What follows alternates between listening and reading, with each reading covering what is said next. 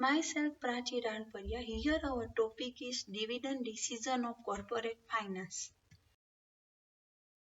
Meaning of dividend. A dividend is a distribution of profit by a corporation to its shareholder. When a corporation earns a profit or surplus, it is able to pay a proportion of the profit as a dividend to shareholders. Any amount not distributed is taken to be reinvested in the business is called retained earnings. Dividend is a part of profit. It is that part of profit which is not retained in the business but made available to equity shareholders and distributed equally among them on per share basis. Dividend. Our first form is which is declared at the end of financial year after completion of financial statement is known as final dividend. Generally, financial year ends on 31st March and after completion of due procedure, company declares the dividend which is final dividend. Second form is interim dividend. Interim dividends is declared between two financial statements. Before the year ends, the dividend is declared by the company is termed as interim dividend. During the year, after completion of one or two quarters, if the company has earned sufficient amount of profit and company has consistency in earning for remaining period, then it declared interim dividend. Cash dividend.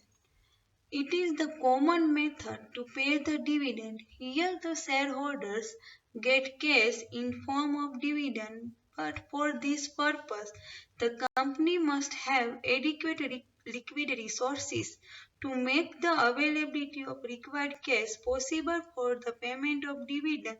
The firm needs to predict its requirement in advance with the help of cash budget. Fourth form is scrip dividend. In scrip dividend, company issued transferable promissory notes having shortened maturity period. Instead of cash dividend to the shareholders, it is paid by the company to the shareholders to pay them at future specific date. This form of payment is generally used in case the company does not have sufficient money. Our fifth form is bond dividend. Both scrip dividend and bond dividend are same, but they differ in term of maturity. Bonds carry longer maturity, whereas scrip dividend carries shorter maturity. Effect of both forms of dividend on the company is the same. Property dividend. Here payment of dividend takes place in the form of property. This form of dividend takes place only when a firm has assets that are no longer necessary in the operation of business and shareholders are ready to accept dividend in the form of asset. Our last form is stock dividend. Here the company issue bonus share to the existing shareholders. This form of payment is also used in case the company does not have sufficient money.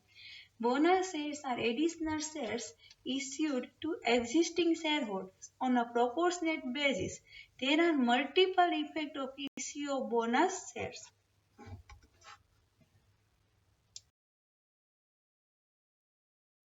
Determinants of dividend policy. Various factors to be considered by the firm while arriving at the dividend policy. First determinant is nature of business. Nature of earning is based on the nature of business. If earnings are stable, firm can adopt stable or consistent dividend policy. If earnings are fluctuate, then firm cannot adopt stable dividend policy. Second determinant is age and experience of the company. Here the term age is used in the sense of number of years of experience of the company in the field. In this case, it would prefer retaining earning instead of paying it out in the form of dividend when company have more financing expansion and growth project.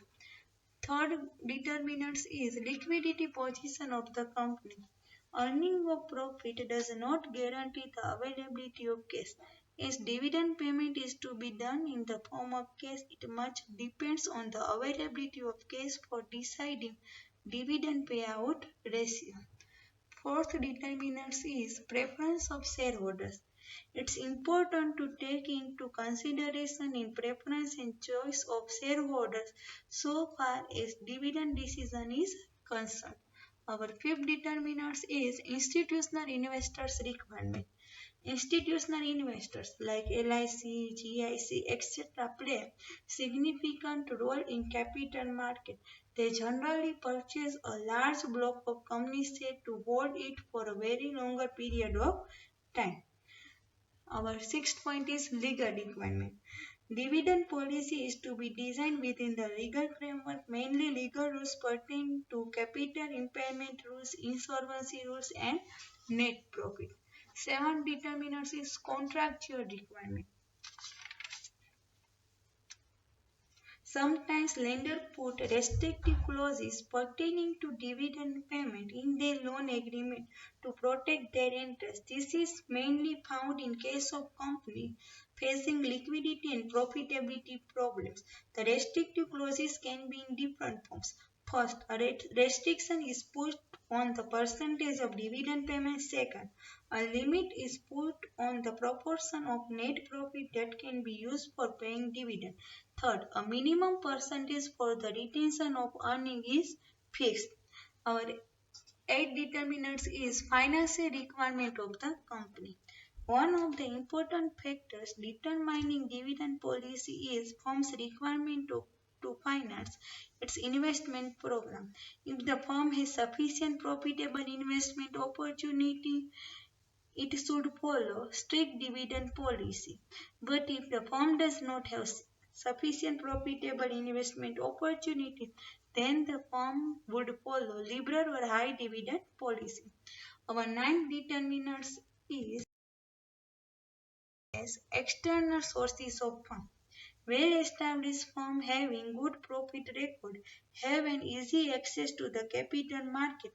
Such firms can easily procure funds from external sources and thus can adopt flexible dividend policy. If the firm does not have an easy access to capital market to fulfill its financing requirement, in this case, firm cannot pay high dividend but it has to follow conservative dividend policy. Our next determinant is delegation of control. Control objective of the existing shareholders and management exert considerable influence on the dividend policy decision.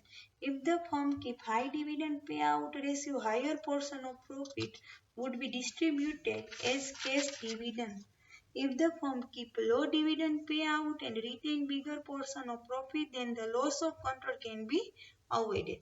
Our next determinant is inflation. Inflation is a state of economy marked by increasing price of goods and service. The effect of inflation on dividend policy is indirect. Our next determinant is competitors' dividend policy. The firm should try to pay dividend at par with competitor or more than what competitors are paying if it want to retain investors. Next determinant is dividend payment record of the company.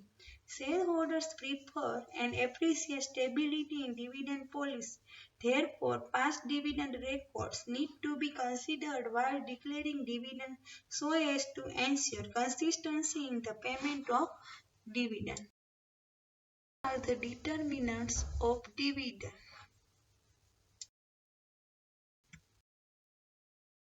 Topic is stability in dividend policy. Stability of dividend means regularity in paying some dividend annually even though the amount of dividend may fluctuate from year to year and may not be related with earning. Shareholders also generally favor this policy and value stable dividend higher than the fluctuating ones. Stability in dividend. There are three forms of stability in dividend. First, constant dividend per share. Second, constant dividend payout ratio. Third, stable rupee dividend plus extra dividend. dividend per share. Here company pays constant amount per share as dividend irrespective of its level of earning. For example, rupees 3 per share as a dividend on the face value of rupees 10 each. This policy can be used successfully by those companies whose earnings are relatively stable over a number of years. The relationship between earning per share and dividend per share in case of constant dividend policy per share can be depicted in the following figures.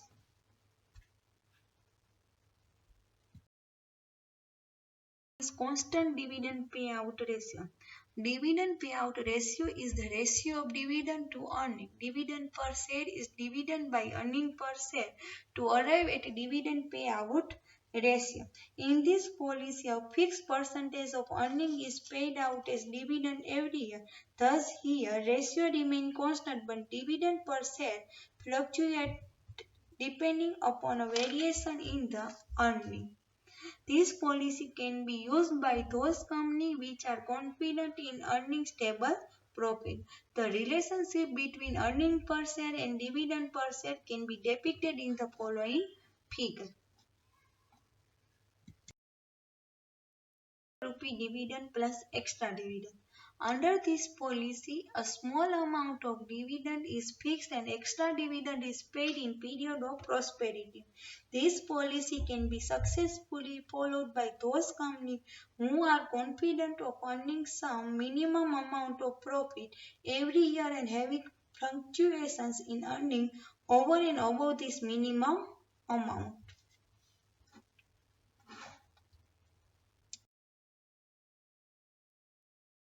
Advantages of stable dividend policy. First, it builds confidence among investors. This regularity of dividend payment gives confidence to shareholders and investors in general, which prove beneficial to the company in the long run. Second point is it acts as a sources of information for investors. For investors, dividend is a source of information regarding profitability and prospect of the company. Third advantage is it assures stable current income to investors. This assurance of stable current dividend is very useful for the investors who depends on dividend income for meeting their regular living expenses. The main sources of their regular income is dividend, for example, old and retired person. Fourth point is it fulfills requirement of institutional investors.